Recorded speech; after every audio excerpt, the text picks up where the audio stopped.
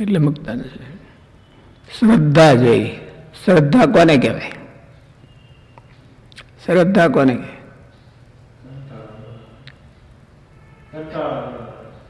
થાકે નહીં. થાકે નહીં એનું નામ શ્રદ્ધા કહેવાય. શ્રદ્ધા હોય તો થાકે નહીં, અને શ્રદ્ધા ન હોય તો બધી શક્તિ પડી હોય તોય થાકી જાય. એટલે થાક જ ન લાગે. ત્વરાને શ્રદ્ધા કહેવામાં આવે છે.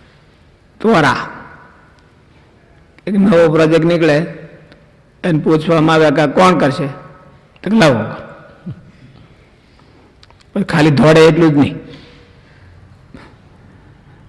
પણ પાછો પાયર ઉતારે.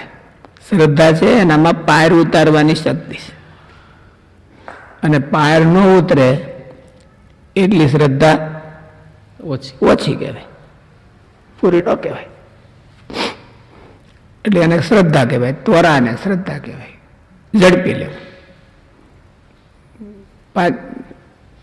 5-10 જણા હોય, કોણ કરશે એવી વાત થાય તો હંધાઈથી પહેલા બોલો ભાઈ આનો નાયર પેલો હાથ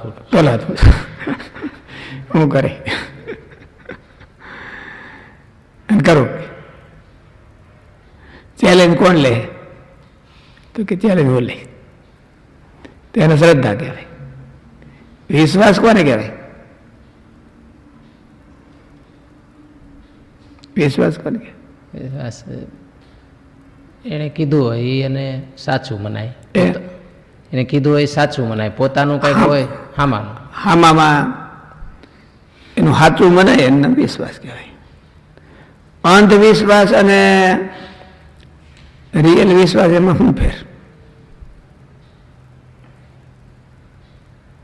અંધવિશ્વાસમાં તો કઈ મેળ ન આવતો હોય શાસ્ત્ર હારેનું લારે તોય એને સાચું માની લે.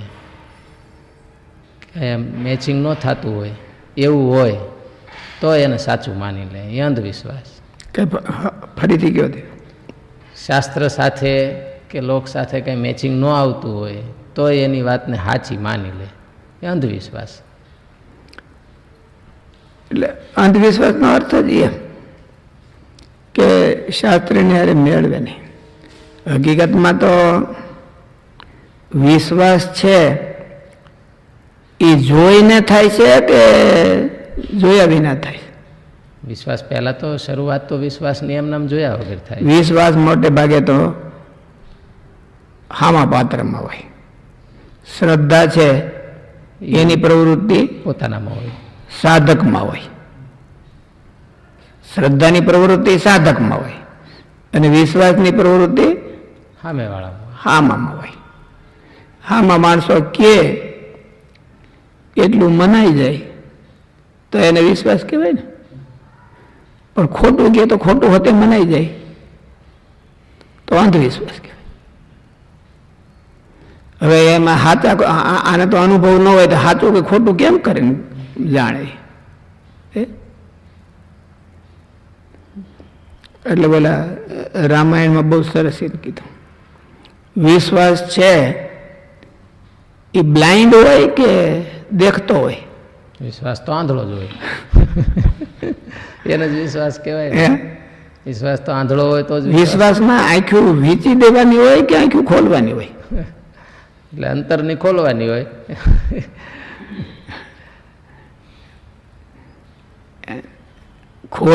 ખોલે તોય વીંચી દેવાની, એનું નામ વિશ્વાસ કહેવાય. શંકર ભગવાન છે ને એ વિશ્વાસનું રૂપ કહેવાય. શ્રદ્ધા વિશ્વાસ રૂપીણો. શ્રદ્ધા વિશ્વાસ રૂપીણો. પાર્વતીજી છે એ શ્રદ્ધાનું રૂપ કહેવાય છે, અને શંકર ભગવાન છે એ વિશ્વાસનું રૂપ. શંકર ભગવાનની કેટલી આંખ્યું? 3 આંખ્યું. અને ત્રીજી આંખ ક્યારે ખોલવાની? ગડબડ થાય ત્યારે. ગડબડ થયો હોય ને ત્યારે જોવું હોય ત્યારે ખોલવાય. એટલે ટૂંકમાં વિશ્વાસ રાખવાનો જ્યાં આવે, વિશ્વાસનો પ્રસંગ આવે ત્યાં એ ખોલીને જોઈ લે. કે બરાબર છે કે નહીં. અને વ્યવહાર કરવાનો આવે ત્યાં એની જરૂર ન પડે, ત્યાં ઓલી બે આંખું ખોલે. પણ વિશ્વાસ કરવાનો જ્યાં વાત આવે ત્યાં ત્રીજી આંખ ખોલે, જોવે. શંકર ભગવાનની સામે કામ આવ્યો અને શંકર ભગવાનની સામે રામ આવ્યો, બે. એને ધ્યાનમાં રામે દર્શન દીધું અને ધ્યાનમાં હતા તે કામે હોતી દેખાણ. એટલે ત્રીજી આંખ ખોલી શંકર ભગવાન. એટલે કામ હતો એટલે બળી ગયો અને રામ હતો એટલે એમ ચોંટી ગયા. એવી પ્રોસિજર થાય તો એને વિશ્વાસ સાચો કહેવાય. ખોટામાં ચોંટી જાય ને ઓલામાં હાચામાં જ ભાગી જાય તો એને અંધવિશ્વાસ કહેવાય. વિશ્વાસ થાય છે નાથી આમ હે વિશ્વાસ થાય છે શ્રદ્ધામાંથી કીધું. શ્રદ્ધા માતે સર્વસ્ય. અને શ્રદ્ધાનું રૂપ કેવું જો તો પાર્વતીજી શું કીધું? કોટી જન્મ લગ રગડ હમારી વરુ શંભુ કે રહુ કુમારી. હું કરોડ જન્મ લઉં અને કરોડ જન્મ સુધી તપ કરું, એની શ્રદ્ધા કહેવાય. શંકર ભગવાન માટે કરોડ જન્મ સુધી હું થાકું નહીં, એનો અર્થ એવો કરોડ જન્મ સુધી થાકું નહીં, તો એને શ્રદ્ધા કહેવાય. આપણે તો 10-12 કલાક જ જોઈએ છે. થાક છે એ માનસિક હોય છે, શારીરિક બહુ ઓછો હોય છે. 75% માનસિક હોય, 5-10% શારીરિક હોય. અને શારીરિક તો વળી પાછો ખાઈ પી લે ઊંઘી લે એટલે પૂરું થઈ જાય. અને માનસિક છે એ તો ખાવાથી થોડો ઉતરે છે. માનસિક થાક લાગ્યો હોય જેને, ખહો ખહો થયું હોય તો એ ખાવા પીવાથી ઉતરે કે હુઈ લેવાથી ઉતરે? હુઈ લેવાથી ન ઉતરે.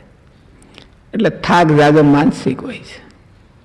અને માનસિક થાક જેને ન લાગે એને શ્રદ્ધા કહેવાય.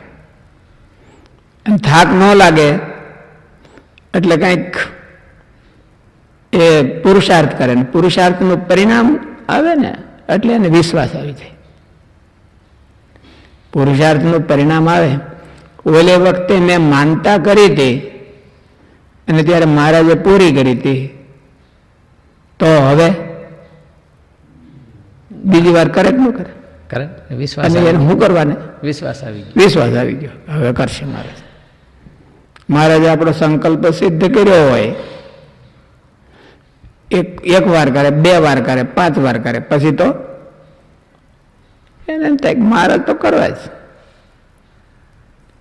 એટલે એને વિશ્વાસ કહેવાય. પણ એમને અનુમાને કે કરે જ તો ભરોસાની બહેને કોઈક દી પાડો આવે. હા, ભરોસો જ મૂકી દીધો હોય એટલે ત્રીજી આંખે જોવાનું, અનુભવની આંખે જોવાનું. ત્રીજી આંખ એને જ્ઞાન નેત્ર કહેવાય, એને અનુભવનું નેત્ર કહેવાય. અનુભવની આંખે જોવાનું કે આ બધાયનું લીલું કરે છે, કોકનું જ કરે છે.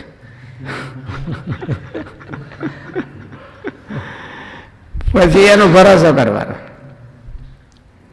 અને ભરોસો કરે એટલે વિશ્વાસ. વિશ્વાસ હોય એ બ્લાઇન્ડ ન હોય, જાણીને બ્લાઇન્ડ કરવાનો હોય.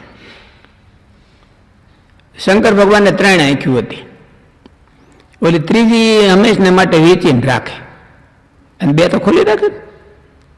હું હોય ત્યારે બંધ કરી દે, 2 આ હોતી બંધ કરે. આ 2 બંધ કરે તે સિવાય ઊંઘ ન આવે. એને જ્યાં સુધી બંધ ન કરે ત્યાં સુધી ન આવે. એમ એકવાર ત્રીજી આંખે જોઈ લીધું પછી ઓલી વીજ દેવાની, અને ત્રીજી આંખે જોયા કરે, વિશ્વાસ કરી રાખે. આ 2 આંખો વિચાઈ ગઈ એટલે વિશ્વાસ કર્યો કહેવાય. એટલે હો કે માની લેવું, એને માની લેવું. પણ સીધું માની લેવું કે ત્રીજી આંખ ખોલીને માનવું? ત્રીજી આંખ ખોલીને માનવું.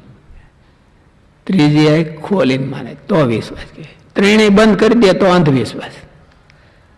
આ લોકમાં તો આમ જરાક કંઈક નાના મોટા ઇન્સિડન્ટ બને, પોતાનું કામ થઈ જાય, સ્વાર્થ સિદ્ધ થઈ જાય, એના આધારે વિશ્વાસ આવી જતો હોય છે. એટલે તો ત્રીજી ખોલવાની કીધી. નિર્કુળાન સ્વામી એને આમ કીધું કે જેને મળવે માનું કલ્યાણ એને જોવા ઘડી ઘડીએ. ત્રીજી આંખ છે ને હંમેશા માટે ખોલી હોય, પણ જ્યારે ક્યાંક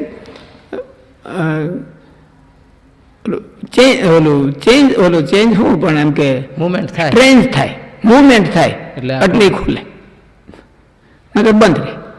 મૂવમેન્ટ ન હોય તો ખુલી બંધ થઈ જાય. મૂવમેન્ટ થાય એટલે ખુલે કે રાઈટ ઓર રોંગ.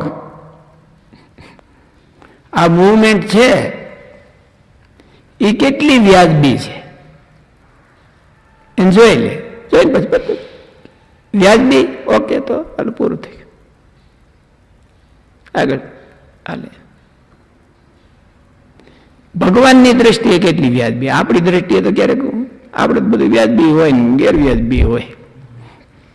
ભગવાનની દ્રષ્ટિએ કેટલી વ્યાજબી છે, શાસ્ત્રોની દ્રષ્ટિએ કેટલી વ્યાજબી છે, અને શાસ્ત્રોની દ્રષ્ટિએ વિરોધ કેટલો છે, એમાં યોગ્યતા કે અયોગ્યતા એ જોઈ લે. જોઈને પછી વિશ્વાસ.